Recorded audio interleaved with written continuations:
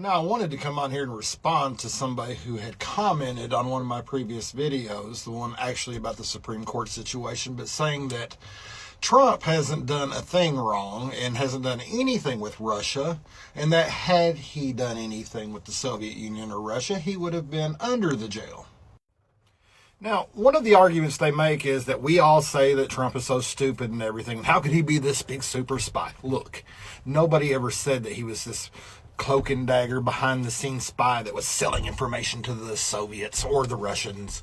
No, he was an asset. He was an asset to the Soviet Union, and he became an asset to Russia after the fall of the Soviet Union. I will give another example. Now, one quote from Shvets, a former intelligence agent for the KGB, says that Trump was a perfect find because, quote, in terms of his personality, the guy is not a complicated cookie. His most important characteristics being a low intellect coupled with hyperinflated vanity.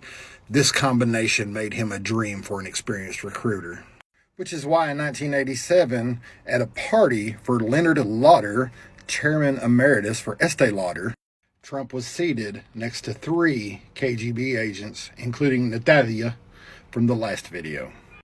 Shortly after Trump was on his way to Moscow in July 1987. While there, he did meet with some powerful people like Mikhail Gorbachev here. The nature of those meetings are totally different than what he said they were. Now, in Trump's book, Art of the Deal, he is quoted saying, quote, one thing led to another, and now I'm talking about building a large luxury hotel across the street from the Kremlin in partnership with the Soviet government, unquote. Now, Trump would tell it like he met with Mikhail Gorbachev over and over, but records would indicate that he only met him in a receiving line and shook his hand for the photo opportunity.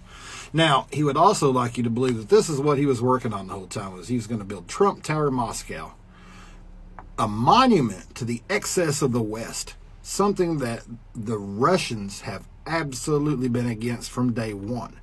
Do you believe the Russians would allow the Kremlin to have that in their skyline? Think about it. This is a copy of the letter that Donald Trump sent to several major newspapers shortly after his trip to Moscow.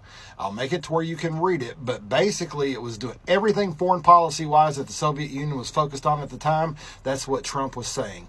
He's always tried to get us out of NATO because that's what Russia wanted.